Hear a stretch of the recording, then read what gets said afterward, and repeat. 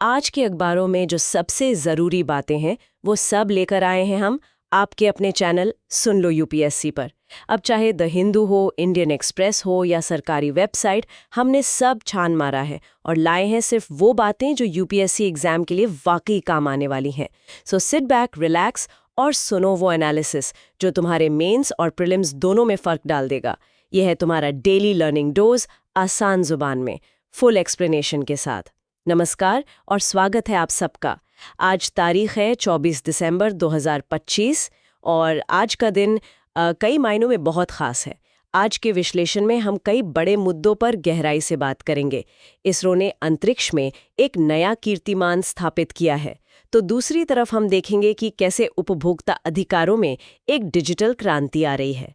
इसके अलावा राज्यों की एक्सपोर्ट तैयारी पर नीति आयोग की नई रिपोर्ट क्या कहती है, आतंकवाद पर देश की पहली राष्ट्रीय नीति कैसी हो सकती है और भी बहुत कुछ। तो चलिए शुरू करते हैं उस खबर से जिसने आज सुबह पूरे देश में गर्व की एक लहर दौड़ा दी है।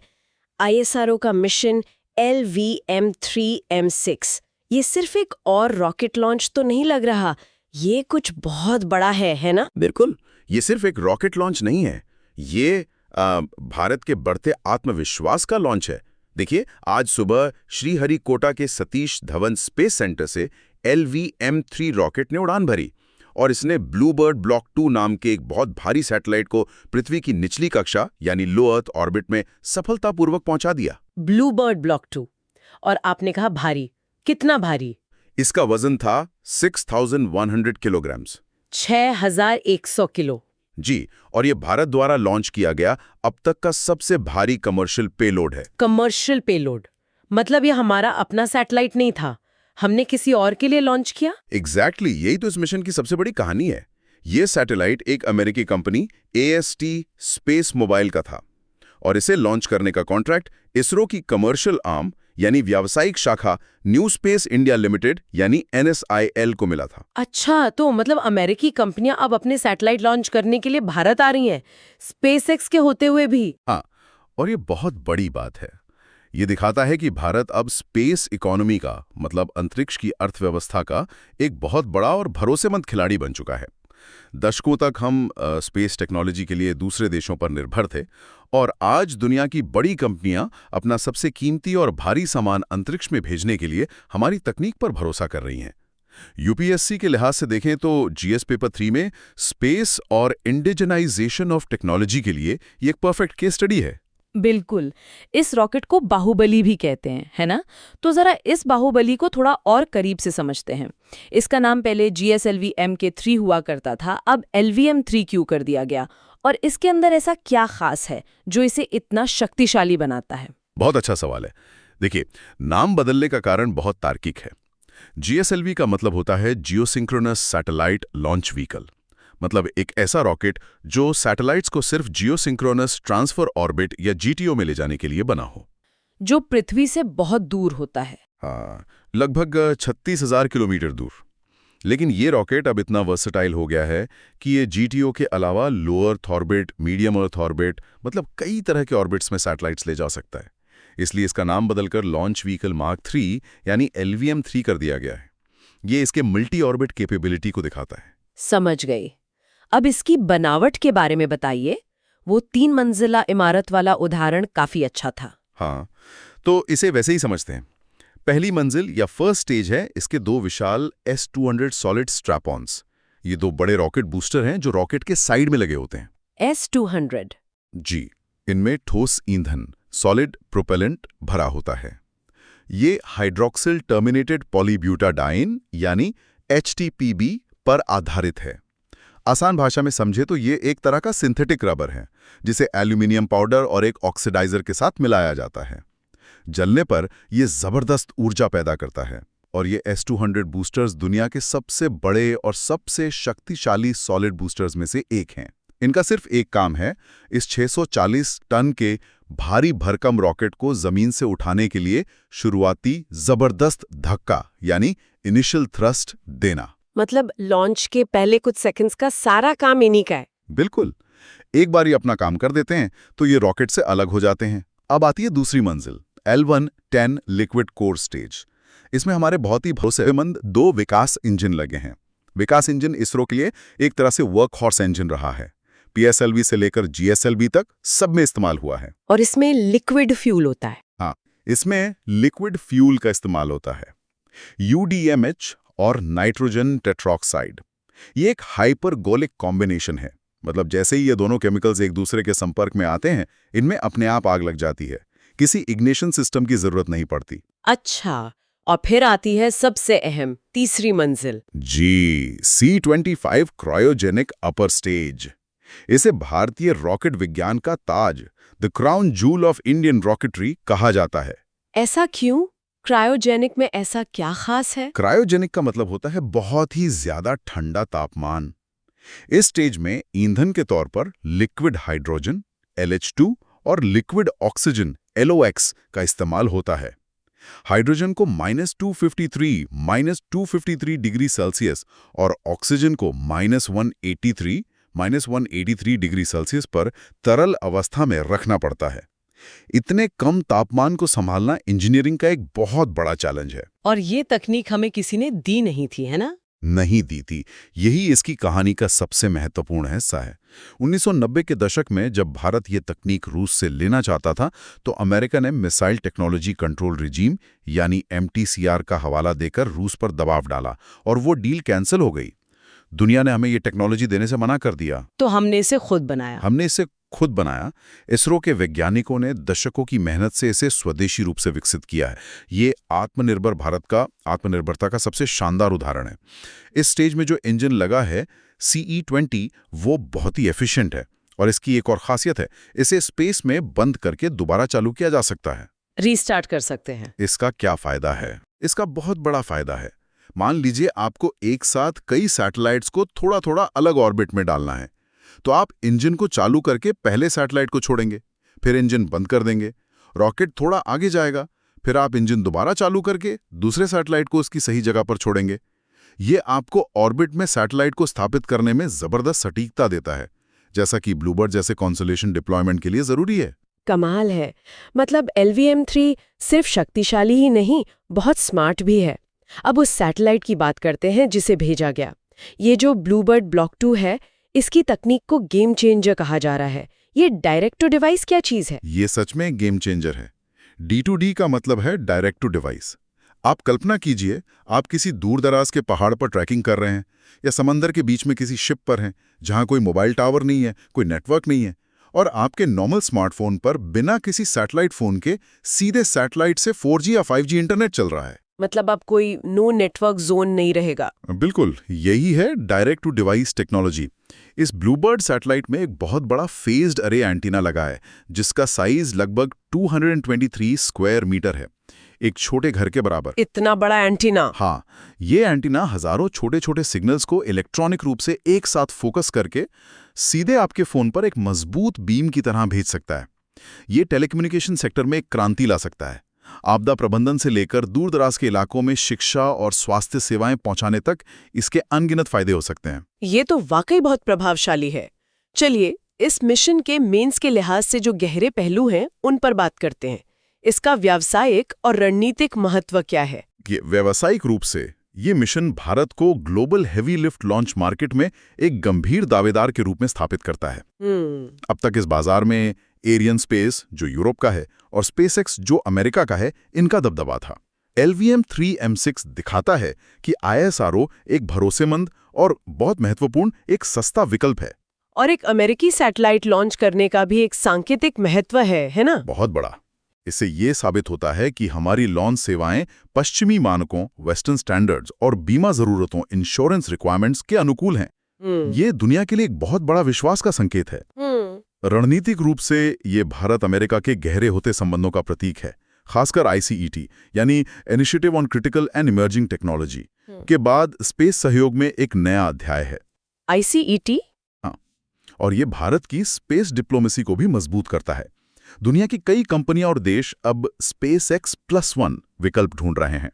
मतलब वो सिर्फ एक कंपनी पर निर्भर नहीं रहना चाहते हैं, और भारत वो भरोसेमंद +1 विकल्प बनकर उभर रहा है। ये तो बहुत बड़ी कामयाबी है, लेकिन आगे की राह क्या है? चुनौतियां क्या हैं? सबसे बड़ी चुनौती है रीयूजेबिलिटी। LVM-3 एक एक्सपेंडेबल लॉन्च व्हीकल है, मतलब इसे हम सिर्फ एक बार इस्तेमाल कर सकते हैं, ये स्पेस में जाकर खत्म हो जाता है। जबकि SpaceX का Falcon 9 एक रीयूजेबल रॉकेट है, जिसके बूस्टर लॉन्च के बाद वापस धरती पर लैंड कर जाते हैं। जिससे लॉन्च की लागत बहुत कम हो जाती है। बिल्कुल।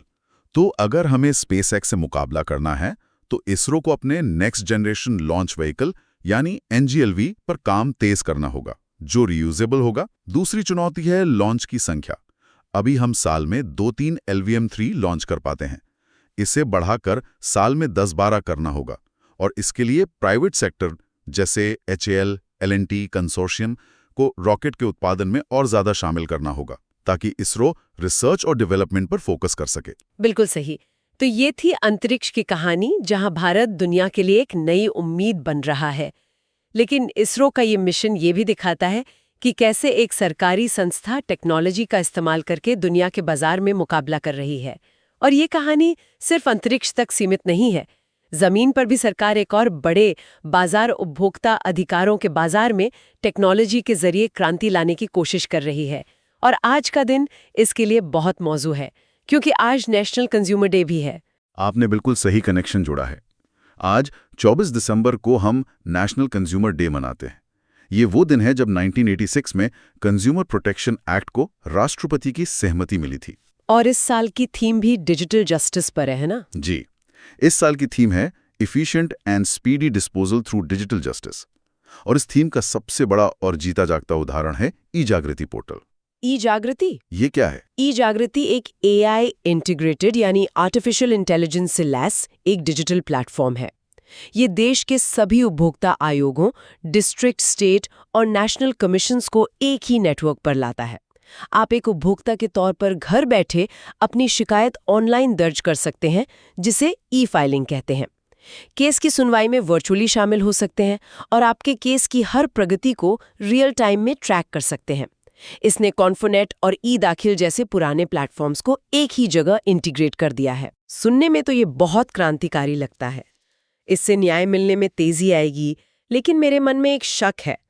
भारत जैसे देश में, जहां आज भी एक बड़ी आबादी के पास डिजिटल साक्षरता नहीं है, कई लोगों के लिए स्मार्टफोन चलाना भी मुश्किल है, क्या एक AI पावर्ड पोर्टल असल में न्याय को आसान बना रहा है, या ये बस एक नई डिजिटल दीवार खड़ी कर रहा है? ये एक बहुत ही वाजिब और ज़रूरी सवाल है, और यही इस पूरी पहल की सबसे बड़ी चुनौती भी है। अगर हम आंकड़ों की बात करें, तो सरकार का कहना है कि ई-जागृति के जरिए 1.31 लाख से ज़्यादा केस निपटाए गए हैं, और 10 राज्यों ने तो 100% से ज़्यादा का डिस्पोजल रेट हासिल किया है। 100% से ज़्यादा? इसका क्या मतलब? इसका मतलब है कि उन राज्यों में एक साल में जितने नए केस आए, उन्होंने उससे ज़्यादा केस निपटा दिए, जिसमें पुराने पेंडिंग केस भी शामिल हैं। तो ये इसकी क्षमता को तो दिखाता है। लेकिन आपकी बात बिल्कुल सही है, डिजिटल डिवाइड एक ज़मीनी हकीकत है। तो फिर इसका समाधान क्या है? समाधान एक हाइब्रिड अप्रोच में है, जहां ऑनलाइन और ऑफलाइन दोनों रास्ते खुले रहें। जो उपभोक्ता डिजिटल रूप से सक्षम है, वो पोर्टल का इस्तेमाल करे, और जो नहीं है, उसके लिए पारंपरिक तरीके से शिकायत दर्ज कराने की सुविधा बनी रहनी चाहिए। इसके अलावा कई जिला कमीशन में अभी भी अच्छे कंप्यूटर्स और हाई स्पीड इंटरनेट की कमी है। उस इंफ्रास्ट्रक्चर गैप को भरना होगा। और एक और बात, टेक्नोलॉजी जजों और स्टाफ की कमी को तो पूरा नहीं कर सकती है ना? बिल्कुल नहीं, ये सबसे बड़ी समस्या है। देश के कई उपभोक्ता आयोगों में अध्यक्षों और सदस्यों के पद सालों से खाली पड़े हैं। टेक्नोलॉजी सिर्फ एक सहायक, एक एनेबलर हो सकती है, वो ह्यूमन रिसोर्स का विकल्प नहीं हो सकती। तो जब तक ये पद नहीं भरे जाते, तब तक टेक्नोलॉजी भी अपनी पूरी क्षमता नहीं दिखा पाएगी। इस पोर्टल का जिक्र करते हुए 2019 के कंज्यूमर प्रोटेक्शन एक्ट की भी बात होती है, जिसने 1986-1986 के कानून को पूरी तरह बदल दिया। मुख्य बदलाव क्या थे? 2019 का कानून एक बहुत बड़ा अपग्रेड था।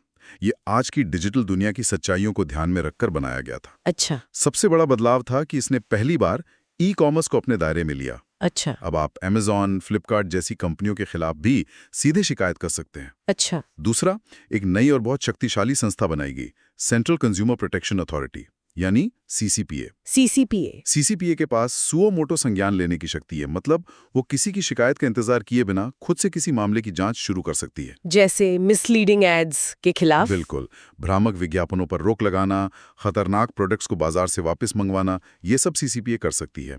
तीसरा, इसने प्रोडक्ट लायबिलिटी की अवधारणा को पेश किया। यानी अगर किसी खराब प्रोडक्ट से आपको कोई नुकसान होता है तो उसकी जिम्मेदारी सिर्फ बेचने वाले की नहीं, बल्कि उस प्रोडक्ट को बनाने वाले निर्माता की भी होगी। और इसने कुछ नई तरह की धोखाधड़ी से भी निपटने के नियम बनाए हैं, जैसे डार्क पैटर्न्स। ये क्या होता है? डार्क पैटर्न्स ये वेबसाइट्स और एप्स की वो चालाक डिजाइन होती हैं जो आपको मनोवैज्ञानिक रूप से वो काम करने पर मजबूर करती हैं जो आप असल में नहीं करना चाहते।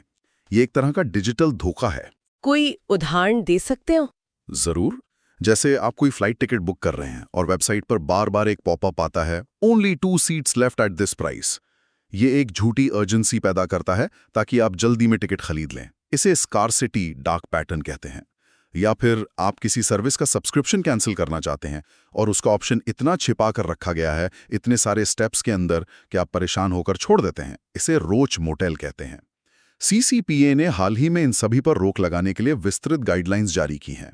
मतलब ये कानून सिर्फ सामान खरीदने बेचने से बहुत आगे बढ़कर हमारी पूरी डिजिटल जिंदगी को सुरक्षित करने की कोशिश कर रहा है। ये जीएस पेपर 2 में गवर्नेंस और ई गवर्नेंस एप्लीकेशंस के लिए एक बेहतरीन उदाहरण है। चलिए अब देश की अर्थव्यवस्था की बात करते हैं। $5 ट्रिलियन इकोनॉमी का लक्ष्य बिना एक्सपोर्ट बढ़ाए तो पूरा नहीं हो सकता, और एक्सपोर्ट सिर्फ केंद्र सरकार का काम नहीं है, राज्यों को भी तैयार होना होगा। इसी तैयारी को मापने के लिए नीति आयोग हर साल एक्सपोर्ट प्रिपेयर्डनेस इंडेक्स या ईपीआई जारी करता है।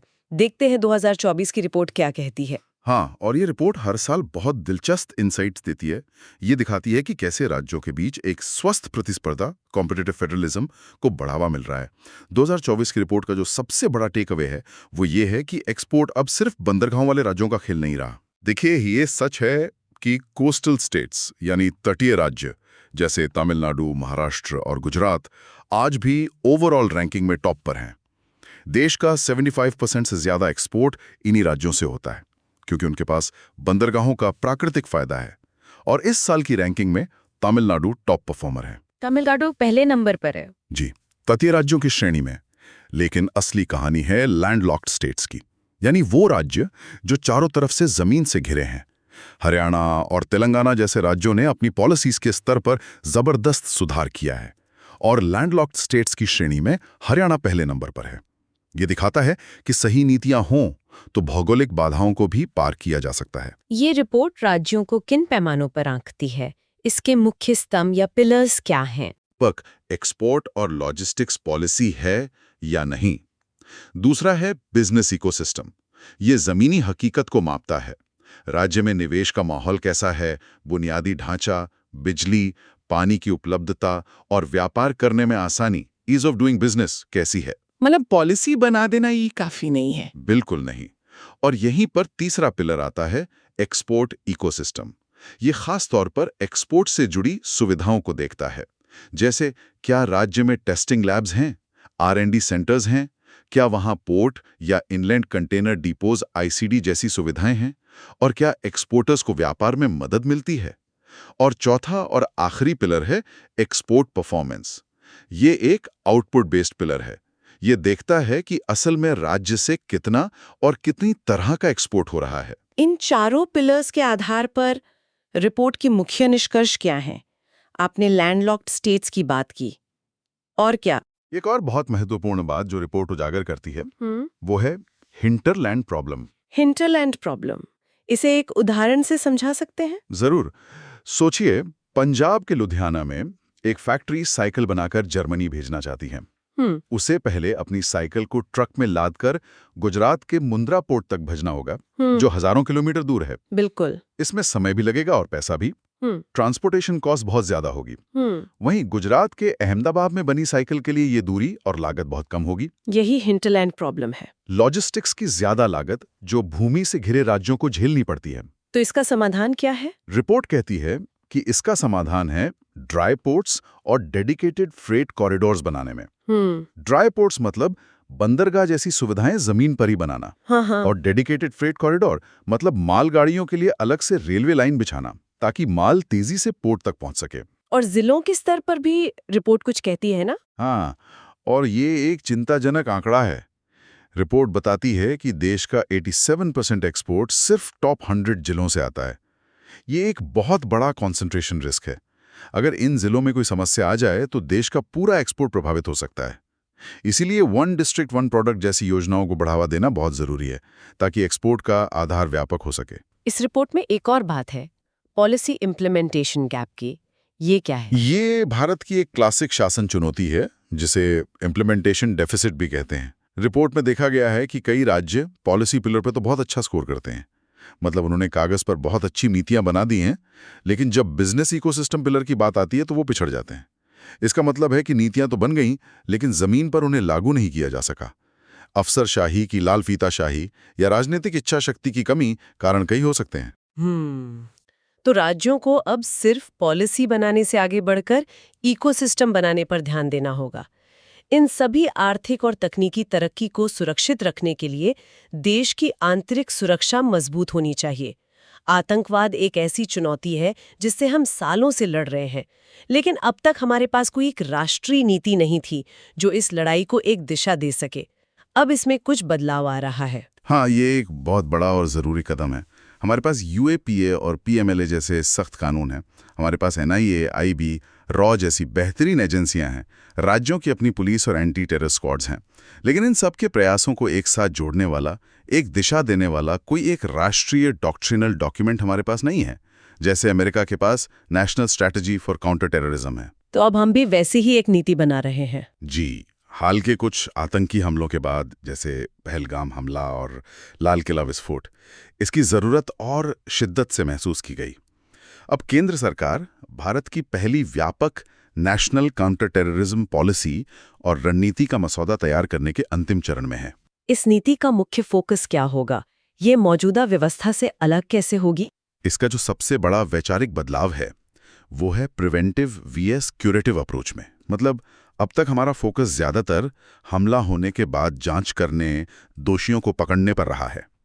ये नई नीति का जोर हमला होने से रोकने पर है, प्रिवेंशन पर है। और ये कैसे किया जाएगा? इसके लिए इंटेलिजेंस शेयरिंग पर बहुत जोर है। नेटग्रिड जैसे प्लेटफॉर्म को और मजबूत करना, ताकि केंद्र और राज्यों की सभी एजेंसियां रियल टाइम में जानकारी साझा कर सकें। दूसरा, मानकीकरण यानी स्टैंडर्डाइजेशन। नीति का उद्देश्य स्टैंडर्ड ऑपरेटिंग प्रोसीजर्स यानी एसओपीज बनाना है, ताकि कश्मीर से लेकर कन्याकुमारी तक हर पुलिस स्टेशन एक आतंकी घटना पर एक ही तरह से, एक ही प्रोटोकॉल के तहत कार्रवाई करे। इस नई नीति में किन नई चुनौतियों पर ध्यान दिया जा रहा है? मुख्य रूप से 3 नई और उभरती हुई चुनौतियों पर। पहला है डिजिटल रेडिकलाइजेशन। आतंकवादी अब सीधे भर्ती करने नहीं आते। वो टेलीग्राम, सिग्नल जैसे एन्क्रिप्टेड ऐप्स और डार्क वेब का इस्तेमाल करके ऑनलाइन प्रोपेगेंडा के जरिए युवाओं का ब्रेन वॉश कर रहे हैं, उन्हें कट्टरपंथी बना रहे हैं। इसे रोकना तो बहुत मुश्किल होगा। बहुत मुश्किल। इसीलिए नीति में बेहतर साइबर सर्वेलेंस के साथ साथ सामुदायिक भागीदारी, कम्युनिटी एंगेजमेंट पर भी जोर है। दूसरी चुनौती है हमारी खुली सीमाएं, ओपन बॉर्डर्स, खासकर नेपाल के साथ। एलओसी पर बाड़ लगने और चौकसी बढ़ने के बाद आतंकवादियों के लिए खुली भारत-नेपाल सीमा घुसपैठ का एक नया और आसान रास्ता बन गई है। The Nepal route. हाँ, नीति में इन सॉफ्ट बॉर्डर इलाकों में सख्त आईडी नियंत्रण और बेहतर निगरानी की सिफारिश की जा सकती है। और तीसरा फोकस है विदेशी वित्त पोषित धर्मांतरण network, foreign funded conversion networks की निगरानी पर, जो कट्टरता और अलगाववाद को बढ़ावा देते हैं। लेकिन यहाँ वही पुराना सवाल फिर से खड़ा होता है। पुलिस और कानून व्यवस्था तो संविधान के तहत राज्यों का विषय है। क्या राज्य इस पर सहमत होंगे? मुझे याद है एनसीटीसी यानी नेशनल काउंटर टेररिज्म सेंटर बनाने की कोशिश इसी वजह से सफल नहीं हो पाई थी। आपने बिल्कुल सही नस पकड़ी है। फेडरलिज्म यानी संघवाद यहाँ सबसे बड़ी और सबसे संवेदनशील चुनौती है। संविधान की 7वीं अनुसूची में पब्लिक ऑर्डर और पुलिस राज्य सूची यानी लिस्ट 2 में आते हैं। इसी वजह से जब यूपीए सरकार ने एनसीटीसी का प्रस्ताव रखा था तो कई राज्यों के मुख्यमंत्रियों ने, जिसमें उस समय गुजरात के मुख्यमंत्री नरेंद्र मोदी भी शामिल थे, इसका यह कहकर विरोध किया था कि ये राज्यों के अधिकारों का हनन है। तो इस बार क्या अलग है? इस बार सरकार शायद इसे ज्यादा सावधानी से पेश करेगी। इस नई नीति की सफलता इसी बात पर निर्भर करेगी कि केंद्र इसे इंटरस्टेट काउंसिल जैसे मंचों के माध्यम से राज्यों पर थोपने की बजाय उनकी मदद के रूप में एक सहयोगी ढांचे के रूप में पेश करे। राज्यों को यह विश्वास दिलाना होगा कि यह उनके अधिकार लेने के लिए नहीं, बल्कि उनकी क्षमता बढ़ाने के लिए है। एक होल ऑफ गवर्नमेंट दृष्टिकोण की जरूरत है। ये एक बहुत ही नाजुक संतुलन साधने जैसा है। चलिए अब बात करते हैं एक और ऐसे कानून की जो केंद्र और राज्यों के बीच अक्सर बहस का मुद्दा रहता है, पैसा कानून। जल, जंगल, जमीन पर स्थानीय आदिवासी समुदायों के हक की बात करने वाला ये कानून हमेशा चर्चा में रहता है। आज पैसा दिवस के मौके पर कुछ नई पहल हुई है। हाँ, आज 24 दिसंबर को पैसा दिवस मनाया जाता है और इस मौके पर विशाखापट्टनम में एक 2 दिवसीय पैसा महोत्सव संपन्न हुआ। इसमें 2 महत्वपूर्ण पहल की गई। एक पैसा पोर्टल लॉन्च किया गया है और दूसरा आदिवासी भाषाओं में ट्रेनिंग मॉड्यूल्स जारी किए गए हैं। ये पैसा कानून आखिर है क्या और ये इतना जरूरी क्यों है? हमारे श्रोताओं के लिए थोड़ा आसान भाषा में समझाएं। जरूर। पीसा का पूरा नाम है the panchayats extension to scheduled areas act 1996। देखिए, 1992 में 73rd संविधान संशोधन आया था जिसने पंचायती राज को संवैधानिक दर्जा दिया। लेकिन यह कानून देश के अनुसूचित क्षेत्रों शेड्यूल्ड एरियाज पर सीधे लागू नहीं होता था, जिनका जिक्र संविधान के आर्टिकल 244(1) में है। पैसा कानून इसी 73वें संशोधन के प्रावधानों को कुछ जरूरी संशोधनों के साथ इन आदिवासी क्षेत्रों तक पहुंचाता है। और इसका मूल दर्शन क्या है? इसका मूल दर्शन, इसकी कोर फिलॉसफी बहुत क्रांतिकारी है। ये कहता है कि आदिवासी क्षेत्रों में ग्राम सभा ही सर्वोच्च निर्णय लेने वाली संस्था, सुप्रीम डिसीजन मेकिंग बॉडी होगी। ये संसद या विधानसभा नहीं, बल्कि गांव के सभी वयस्कों की सभा को सबसे ज्यादा शक्ति देता है, ताकि आदिवासी अपनी परंपराओं और रीति रिवाजों के अनुसार अपना शासन खुद कर सकें। आपणो गांव आपणो राज। तो ये ग्राम सभा को क्या-क्या शक्तियां देता है? ये ग्राम सभा को कई बहुत महत्वपूर्ण शक्तियां देता है। पहला, लघु वनोपज, माइनर फॉरेस्ट प्रोड्यूस पर स्वामित्व का अधिकार, जैसे तेंदुपत्ता, महुआ, शहद, इन सब पर गांव का हक होगा। दूसरा, जमीन के हस्तांतरण, एलियनेशन ऑफ लैंड को रोकने की शक्ति। ग्राम सभा की अनुमति के बिना किसी भी आदिवासी की जमीन गैर आदिवासी को नहीं बेची जा सकती। तीसरा, साहूकारी, मनी लेंडिंग पर नियंत्रण। और सबसे बड़ी शक्ति, उस क्षेत्र में किसी भी विकास परियोजना के लिए भूमि अधिग्रहण, लैंड एक्विजिशन से पहले ग्राम सभा से अनिवार्य परामर्श करना ही होगा। उसकी सहमति जरूरी है। अगर कानून इतना शक्तिशाली है तो फिर जमीन पर इतना विवाद क्यों रहता है? और यहीं पर द पैसा पैराडॉक्स की बात आती है। कानून तो क्रांतिकारी है, लेकिन इसका कार्यान्वयन, इसका इम्प्लीमेंटेशन बहुत ही खराब रहा है। कई राज्यों ने आज तक इसके तहत जरूरी नियम ही नहीं बनाए हैं, या फिर नियमों को इतना कमजोर कर दिया है कि उसका कोई मतलब ही नहीं रहा। खनन परियोजनाओं के लिए अक्सर ग्राम सभा की राय को दरकिनार कर दिया जाता है। आज जो ये नया पैसा पोर्टल और पैसा इंडिकेटर्स लॉन्च किए गए हैं, उनका मकसद इसी अनुपालन, इसी कंप्लायंस को ट्रैक करना है। और आदिवासी भाषाओं में ट्रेनिंग मॉड्यूल्स का क्या उद्देश्य है? इसका उद्देश्य है सूचना की विषमता, इंफॉर्मेशन एसिमेट्री को दूर करना। शोषण का एक बहुत बड़ा कारण ये होता है कि आदिवासियों को उनके अधिकारों और कानूनों के बारे में उनकी अपनी भाषा में जानकारी ही नहीं होती। ये मॉड्यूल्स ग्राम सभा के सदस्यों को सशक्त करेंगे ताकि वो सूचित निर्णय ले सके। माना जाता है कि PSAA का प्रभावी कार्यान्वयन वामपंथी उग्रवाद, लेफ्ट विंग एक्सट्रीमिज्म का सबसे स्थायी समाधान हो सकता है, क्योंकि यह आदिवासी अलगाव के मूल कारणों को संबोधित करता है। बिल्कुल। अब अंतर्राष्ट्रीय संबंधों पर आते हैं। भारत की विदेश नीति के 2 अलग-अलग चेहरे दिख रहे हैं। एक तरफ हम न्यूजीलैंड जैसे एक विकसित दूर दराज के देश के साथ free trade agreement FTA final कर रहे हैं, तो दूसरी तरफ हमारे बिल्कुल पड़ोस में बांग्लादेश में अस्थिरता एक नई चुनौती पेश कर रही है। पहले FTA की बात करते हैं। जी, भारत और न्यूजीलैंड ने एक व्यापक फ्री ट्रेड एग्रीमेंट पर बातचीत पूरी कर ली है। UAE और ऑस्ट्रेलिया के बाद ये एक और विकसित देश के साथ हमारा FTA है, और ये भारत की विदेश व्यापार नीति में एक स्ट्रैटेजिक शिफ्ट को दिखाता है। क्या है ये रणनीतिक बदलाव? बदलाव ये है कि अब हम उन विकसित अर्थव्यवस्थाओं के साथ FTA कर रहे हैं जो हमारे साथ सीधी प्रतिस्पर्धा नहीं करते, बल्कि हमारी अर्थव्यवस्था के पूरक हैं। कॉम्प्लीमेंट्री इकोनॉमीज हैं। मतलब वो जो बेचते हैं वो हमें चाहिए और हम जो बेचते हैं वो उन्हें चाहिए। इस डील की मुख्य बात यह है कि भारत के लगभग 100% निर्यातों को, मतलब हमारे सभी सामानों को, न्यूजीलैंड में जीरो ड्यूटी एक्सेस मिलेगा, कोई टैक्स नहीं लगेगा। और बदले में हमने क्या दिया है? बदले में भारत ने अपनी 70% टैरिफ लाइनों पर छूट दी है। लेकिन सबसे महत्वपूर्ण बात यह है कि हमने डेयरी जैसे संवेदनशील क्षेत्रों को इस समझौते से बाहर रखा है। डेयरी को बाहर क्यों रखा? क्योंकि न्यूजीलैंड दुनिया के सबसे बड़े डेयरी निर्यातकों में से एक है। अगर हम उनके डेयरी प्रोडक्ट्स को बिना ड्यूटी के भारत आने देते तो हमारे करोड़ों छोटे और सीमांत दूध उत्पादक किसान उनका मुकाबला नहीं कर पाते। तो ये दिखाता है कि भारत वैश्वीकरण के प्रति एक कैलिब्रेटेड दृष्टिकोण अपना रहा है। जहां अवसर हैं उन्हें अपनाओ, लेकिन अपने संवेदनशील क्षेत्रों की रक्षा भी करो। इस डील में एक मोबिलिटी पैक्ट भी शामिल है ना? हाँ, और ये भी बहुत महत्वपूर्ण है। इस समझौते के तहत हर साल 5,000 भारतीय प्रोफेशनल्स, जिसमें शेफ, योगा इंस्ट्रक्टर और IT प्रोफेशनल शामिल हैं, उन्हें न्यूजीलैंड में काम करने के लिए एक विशेष वीजा मिलेगा। ये भारत के डेमोग्राफिक डिविडेंड का लाभ उठाने की रणनीति को दर्शाता है। हम सिर्फ सामान नहीं बल्कि अपनी सेवाएं और स्किल्स भी एक्सपोर्ट कर रहे हैं। बहुत दिलचस्प। अब बात करते हैं बांग्लादेश की, जहां हालात काफी नाजुक हैं। हाँ, पड़ोस में जब भी अस्थिरता होती है उसका सीधा असर भारत पर पड़ता है।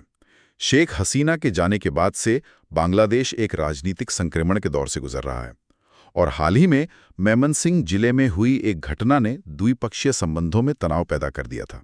दीपू चंद्र दास की मॉब लिंचिंग वाली घटना। जी, एक हिंदू व्यक्ति दीपू चंद्र दास की भीड़ द्वारा पीट कर हत्या कर दी गई। इस घटना के बाद भारत में खासकर दिल्ली और कोलकाता में काफी विरोध प्रदर्शन हुए। दोनों देशों ने एक दूसरे के दूतों को तलब भी किया। अब बांग्लादेश की अंतरिम सरकार ने औपचारिक रूप से घोषणा की है कि वो मारे गए व्यक्ति के परिवार की पूरी जिम्मेदारी लेगी और दोषियों पर कड़ी कार्रवाई करेगी। ये भारत के लिए एक बहुत ही मुश्किल स्थिति है ना? एक तरफ भारत में हिंदुओं पर हमलों को लेकर एक स्वाभाविक और मजबूत घरेलू भावना है जिसे सरकार नजरअंदाज नहीं कर सकती। दूसरी तरफ एक रणनीतिक अनिवार्यता है कि हमें प्रोफेसर यूनुस की अंतरिम सरकार के साथ जुड़ना है, उनके साथ काम करना है, ताकि बांग्लादेश चीन या पाकिस्तानी खेमे में न चला जाए। बिल्कुल, हमें यह सुनिश्चित करना है कि बांग्लादेश में भारत विरोधी ताकतें मजबूत ना हो। तो भारत को इन दोनों के बीच एक बहुत ही नाजुक संतुलन बनाना होगा। यूनुस सरकार की त्वरित प्रतिक्रिया कि वो परिवार की जिम्मेदारी लेंगे, ये दर्शाती है कि वे भारतीय चिंताओं के प्रति संवेदनशील हैं और संबंधों को बिगड़ने नहीं देना चाहते। ये एक सकारात्मक संकेत है। बिल्कुल। चलिए अब आते हैं सामाजिक न्याय के एक बहुत ही महत्वपूर्ण विषय पर। बाल तस्करी पर सुप्रीम कोर्ट का एक महत्वपूर्ण फैसला आया है। न्याय की तराजू में एक बच्चा, खासकर जो तस्करी का शिकार हुआ हो, उसकी गवाही को कैसे तौला जाना चाहिए। सुप्रीम कोर्ट ने इस पर कुछ बहुत ही संवेदनशील और महत्वपूर्ण दिशा निर्देश जारी किए हैं। जी, ये एक लैंडमार्क जजमेंट है। सुप्रीम कोर्ट ने बाल तस्करी, चाइल्ड ट्रैफिकिंग के मामलों को संभालने के लिए निचली अदालतों और पुलिस के लिए कुछ बहुत ही स्पष्ट दिशा निर्देश जारी किए हैं। फैसले का जो सार है वो ये है कि एक नाबालिग पीड़ित, माइनर विक्टिम, की गवाही को अत्यधिक संवेदनशीलता और उदारता, सेंसिटिविटी एंड लैटिट्यूड के साथ देखा जाना चाहिए। इसका क्या मतलब है? इसका मतलब है कि अदालत को ये समझना होगा कि बच्चा एक भयानक आघात, ट्रॉमा से गुजरा है। हो सकता है कि वो डरा हुआ हो या उसे घटना के सारे विवरण ठीक से याद ना हो। इसलिए सुप्रीम कोर्ट ने कहा है कि तस्करी किए गए बच्चे को एक घायल गवाह, एन इंजर्ड विटनेस, माना जाना चाहिए, ना कि एक सह अपराधी, एन अकम्प्लिस। ये एक बहुत बड़ा वैचारिक बदलाव है। बहुत बड़ा। अक्सर ऐसे मामलों में पीड़ित को ही शक की निगाह से देखा जाता था। कोर्ट ने ये भी कहा कि बच्चे के बयान में मामूली विसंगतियों, माइनर इनकंसिस्टेंसीज को तस्करों को बरी करने का आधार नहीं बनाया जाना चाहिए, क्योंकि आघात की स्थिति में याददाश्त पर असर पड़ना स्वाभाविक है। इस फैसले का मेंस के लिहाज से क्या महत्व है? GS पेपर 2 सोशल जस्टिस के लिए यह बहुत महत्वपूर्ण है। यह फैसला न्यायिक दर्शन में एक बदलाव को दर्शाता है। एक अत्यधिक तकनीकी, लीगलिस्टिक दृष्टिकोण से हटकर एक पीड़ित केंद्रित, विक्टिम सेंट्रिक अप्रोच की ओर। यह तस्करी के मामलों में निहित शक्ति असंतुलन, पावर इम्बैलेंस को पहचानता है, जहां एक तरफ एक शक्तिशाली तस्कर होता है और दूसरी तरफ एक कमजोर, डरा हुआ बच्चा।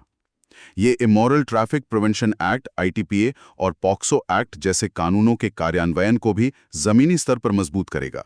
उम्मीद है कि इससे तस्करी के मामलों में सजा की दर, कन्विक्शन रेट बढ़ेगी, जो ऐतिहासिक रूप से बहुत खराब रही है। बिल्कुल। अब आते हैं आज के संपादकीय विश्लेषण पर। वंदे मातरम, एक गीत जो भारत के स्वतंत्रता संग्राम का नारा बना, लेकिन जिस पर आज़ादी के बाद भी बहस जारी है। हाल ही में इस संसद में हुई एक बहस ने इस मुद्दे को फिर से हवा दे दी है। एक संपादकीय इस बहस के ऐतिहासिक पहलुओं को बहुत अच्छे से समझाता है। हाँ, और ये एक ऐसा मुद्दा है जिस पर यूपीएससी में सवाल पूछे जा सकते हैं, खासकर भारतीय राष्ट्रवाद के विकास के संदर्भ में। संपादकीय हमें इतिहास में वापस ले जाता है। वंदे मातरम की उत्पत्ति बंकिम चंद्र चटर्जी द्वारा 1870 के दशक में हुई और ये 1881 में उनके उपन्यास आनंद मठ में प्रकाशित हुआ। शुरुआत में ये गीत भारतीय राष्ट्रवाद और स्वतंत्रता संग्राम का प्रतीक बन गया। तो फिर विवाद कब और क्यों शुरू हुआ? विवाद 1930s के दशक में तेजी से उभरा। कई मुस्लिम नेताओं ने, जिसमें मोहम्मद अली जिन्ना भी शामिल थे, गीत के बाद के छंदों पर आपत्ति जताई। उनका कहना था कि इन छंदों में राष्ट्र को हिंदू देवियों, खासकर दुर्गा के रूप में चित्रित किया गया है और इसे गाना इस्लाम की एकेश्वरवादी मान्यताओं के खिलाफ है। ये एक तरह की मूर्ति पूजा है। तो इस विवाद का समाधान कैसे निकला? यहाँ पे 1937 का कांग्रेस कार्य समिति का प्रस्ताव बहुत महत्वपूर्ण हो जाता है। कांग्रेस ने इस मुद्दे को सुलझाने के लिए एक समिति बनाई जिसमें जवाहरलाल नेहरू और मौलाना अबुल कलाम आजाद जैसे नेता थे। इस समिति ने रविंद्रनाथ टैगोर से भी सलाह ली और टैगोर की सलाह पर समिति ने ये समाधान निकाला कि गीत के केवल पहले 2 छंद, जो राष्ट्र की सुंदरता और प्राकृतिक संपदा का वर्णन करते हैं, उन्हें ही राष्ट्रीय गीत, नेशनल सॉन्ग के रूप में अपनाया जाएगा। बाद के छंद, जिनमें धार्मिक कल्पना है, उन्हें सार्वजनिक गायन के लिए अनिवार्य नहीं किया जाएगा। तो ये एक तरह का समझौता था। ये एक समावेशी राजनेता का कार्य था, a work of inclusive statesmanship. संपादकीय कहता है कि इसे आज की भाषा में तुष्टीकरण या अपीजमेंट कहना इतिहास की गलत व्याख्या करना है। ये उस समय की जरूरत थी ताकि स्वतंत्रता आंदोलन में सभी समुदायों को एक साथ रखा जा सके। और विडंबना देखिए, बंकिम चंद्र ने खुद 1874 में एक निबंध लिखा था जिसमें उन्होंने मूर्ति पूजा को विज्ञान विरोधी कहा था। ये केस स्टडी भारतीय धर्मनिरपेक्षता के मॉडल को समझने के लिए बहुत उपयोगी है। बिल्कुल, ये दिखाता है कि भारतीय धर्मनिरपेक्षता का मॉडल पश्चिमी मॉडल की तरह धर्म विरोधी नहीं है। ये धर्म से सैद्धांतिक दूरी तो रखता है, लेकिन साथ ही ये सैद्धांतिक समझौते, प्रिंसिपल कॉम्प्रोमाइज के माध्यम से विभिन्न धार्मिक समुदायों की संवेदनशीलताओं को समायोजित करने, अकोमोडेट करने का भी प्रयास करता है। बहुत ही बेहतरीन विश्लेषण। चलिए अब कुछ प्रीलिम्स फैक्ट्स का तेजी से रिवीजन कर लेते हैं जो आज की चर्चा से निकले हैं। जरूर। LVM-3 M6 ये इसरो का मिशन है। इसने ब्लू बर्ड ब्लॉक 2 सैटेलाइट को, जिसका वजन 6100 किलो था, लो अर्थ ऑर्बिट में लॉन्च किया। ये भारत का सबसे भारी कमर्शियल लिफ्ट है। ई-जागृति उपभोक्ता आयोगों के लिए एक एकीकृत डिजिटल पोर्टल। काम है ऑनलाइन शिकायत दर्ज करना और वर्चुअल सुनवाई करना। ब्लू बर्ड ब्लॉक 2 ये AST स्पेस मोबाइल, जो एक अमेरिकन कंपनी है, उसका सैटेलाइट है। इसकी तकनीक है डायरेक्ट टू डिवाइस यानी D2D ब्रॉडबैंड। पैसा पोर्टल इसे मिनिस्ट्री ऑफ पंचायती राज ने लॉन्च किया है। इसका काम 5th शेड्यूल क्षेत्रों में PESA कानून के तहत ग्राम सभा के कार्यों की निगरानी करना है। नेशनल कंज्यूमर डे आज यानी 24 दिसंबर को मनाया जाता है। ये 1986 के एक्ट की याद में है और वर्ल्ड कंज्यूमर राइट्स डे 15 मार्च को होता है। इसमें कंफ्यूज नहीं होना है। दीपू चंद्रा दास, वो व्यक्ति जो बांग्लादेश के मायमनसिंह में मॉब लिंचिंग के शिकार हुए थे। S-200 बूस्टर्स, ये LVM-3 रॉकेट में इस्तेमाल होने वाले विशाल सॉलिड रॉकेट बूस्टर हैं जो शुरुआती थ्रस्ट देते हैं। आर्टिकल 25 यह धर्म की स्वतंत्रता का अधिकार देता है। वंदे मातरम बहस के संदर्भ में इसका जिक्र आता है। और नाट ग्रिड, नेशनल इंटेलिजेंस ग्रिड, ये भारत की सुरक्षा और खुफिया एजेंसियों के लिए एक एकीकृत इंटेलिजेंस डेटाबेस है ताकि आतंकी खतरों पर रियल टाइम जानकारी साझा की जा सके। बहुत बढ़िया। अब आते हैं मेंस के अभ्यास प्रश्नों पर। पहला प्रश्न GS पेपर 3 से है। LVM-3 M6 मिशन भारत के अंतरिक्ष कार्यक्रम की परिपक्वता को एक विकासात्मक आवश्यकता से एक व्यावसायिक महाशक्ति बनने का प्रतीक है। इस संक्रमण में न्यू स्पेस इंडिया लिमिटेड यानी NSIL की भूमिका और भारी लिफ्ट क्षमताओं का रणनीतिक लाभों का विश्लेषण करें। इस सवाल को कैसे अप्रोच करेंगे? बहुत ही अच्छा और प्रासंगिक सवाल है। इसके उत्तर की संरचना साफ होनी चाहिए। इंट्रोडक्शन में आप 24 दिसंबर के LVM-3 M6 लॉन्च का जिक्र करें और बताएं कि कैसे ये भारत के स्पेस प्रोग्राम में एक मील का पत्थर है। NSIL के मैंडेट का भी संक्षिप्त उल्लेख करें। बॉडी को आप 3 या 4 भागों में बांट सकते हैं। पहले भाग में बताएं कि ये व्यावसायिक बदलाव, कमर्शियल शिफ्ट क्या है, कैसे LVM-3 अब स्पेसएक्स और एरियन स्पेस का एकाधिकार तोड़ रहा है, खासकर लागत के मामले में। दूसरे भाग में NSIL की भूमिका पर फोकस करें। समझाएं कि कैसे NSIL के आने से मॉडल सप्लाई ड्रिवन से डिमांड ड्रिवन हो गया है। पहले ISRO रॉकेट बनाता था और फिर ग्राहक ढूंढता था। अब NSIL दुनिया से डिमांड लाता है और ISRO उसे सप्लाई करता है। तीसरे भाग में हेवी लिफ्ट क्षमता के रणनीतिक लाभों पर चर्चा करें। इसमें मेगा कॉन्स्टलेशंस लॉन्च करने की क्षमता, भविष्य के गगनयान मिशन को सपोर्ट करना और स्पेस डिप्लोमेसी में भारत की सॉफ्ट पावर को कैसे बढ़ावा मिलता है, ये सब आएगा। चैलेंजेस में रीयूजेबिलिटी की जरूरत और लॉन्च फ्रीक्वेंसी बढ़ाने की चुनौती का जिक्र जरूर करें। और कंक्लूजन में आप लिख सकते हैं कि ये मिशन भारत की स्पेस 4.0 युग में एक प्रमुख शक्ति के रूप में जगह पक्की करता है, जहां स्पेस अब सिर्फ सरकार का नहीं बल्कि कॉमर्स और डिप्लोमेसी का भी क्षेत्र है। बहुत ही विस्तृत रूपरेखा है। दूसरा प्रश्न GS पेपर 2 से, ई-जागृति पोर्टल उपभोक्ता अधिकारों और न्याय वितरण के बीच की खाई को पाटने का प्रयास करता है। उपभोक्ता आयोगों में लंबित मामलों को कम करने में इसकी क्षमता का आलोचनात्मक मूल्यांकन करें। यहाँ क्रिटिकली इवैल्यूएट शब्द पर ध्यान देना है। मतलब आपको सिर्फ फायदे नहीं बल्कि सीमाएं और चुनौतियां भी बतानी हैं। इंट्रोडक्शन में नेशनल कंज्यूमर डे 2025 और डिजिटल जस्टिस थीम का संदर्भ देते हुए ई-जागृति पोर्टल का परिचय दें। बॉडी के पहले हिस्से में इसकी क्षमता बताएं, जैसे यह भौगोलिक और भौतिक बाधाओं को कम करता है, 24/7 फाइलिंग की सुविधा देता है, AI का उपयोग करके प्रक्रिया को तेज कर सकता है। आप उन 10 राज्यों के 100% डिस्पोजल रेट वाले आंकड़े का भी जिक्र कर सकते हैं। बॉडी के दूसरे हिस्से में आलोचनात्मक मूल्यांकन करते हुए इसकी सीमाएं, लिमिटेशंस और चुनौतियां बताएं। इसमें डिजिटल डिवाइड, ग्रामीण क्षेत्रों में इंटरनेट की पहुंच ना होना, डिजिटल साक्षरता की कमी, आयोगों में इंफ्रास्ट्रक्चर की कमी और जजों और सदस्यों के खाली पद, इन सब मुद्दों पर लिखें। कंक्लूजन में एक संतुलित दृष्टिकोण अपनाएं।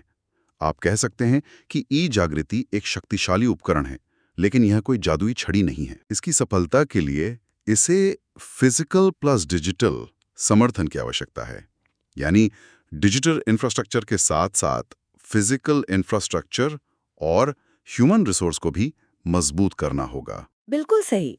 अब आज की प्रश्नोत्तरी का समय है। मैं सवाल पूछूंगी, आप जवाब और उसकी व्याख्या देंगे। पहला सवाल, LVM-3 के संदर्भ में निम्नलिखित कथनों पर विचार करें। 1. यह एक 3 चरणीय वाहन है। 2. LVM-3-M6 मिशन ने अपने पेलोड को जियोसिंक्रोनस ट्रांसफर ऑर्बिट GTO में तैनात किया। 3. इसका क्रायोजेलिक ऊपरी चरण missile technology control regime MTCR के तहत प्रौद्योगिकी हस्तांतरण के माध्यम से हासिल किया गया था। ऊपर दिए गए कथनों में से कौन सा सही है? A. केवल 1, B. 1 और 2, C. केवल 3, D. 1, 2 और 3। यहाँ थोड़ा ध्यान से पढ़ना होगा। पहला कथन, यह एक 3 चरणीय वाहन है, बिल्कुल सही है।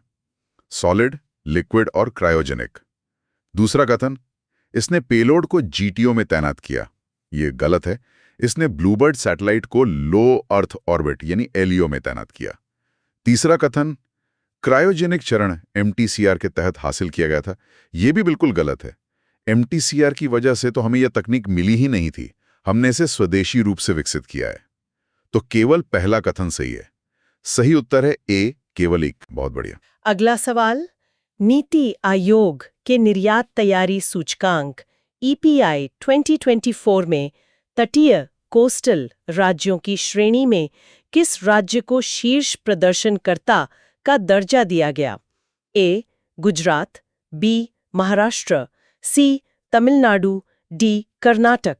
रिपोर्ट के अनुसार 2024 की रैंकिंग में कोस्टल स्टेट्स की श्रेणी में टॉप परफॉर्मर है C, तमिलनाडु। प्रश्न 3, हाल ही में लॉन्च किया गया ब्लू बर्ड ब्लॉक 2 उपग्रह जिसका भारत ने प्रक्षेपण किया, उसका प्राथमिक उद्देश्य क्या है? A. पृथ्वी अवलोकन और मौसम पूर्वानुमान, B. ग्रहों की खोज के लिए डीप स्पेस कम्युनिकेशन, C. सीधे मानक मोबाइल फोन पर 4G 5G ब्रॉडबैंड सेवाएं प्रदान करना, D.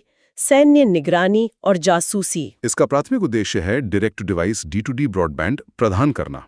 तो सही उत्तर है सी, सीधे मानक मोबाइल फोन पर 4G 5G ब्रॉडबैंड सेवाएं प्रदान करना। प्रश्न 4, पैसा अधिनियम 1996 के संबंध में द पैसा पैराडॉक्स शब्द का सबसे अच्छा वर्णन क्या है?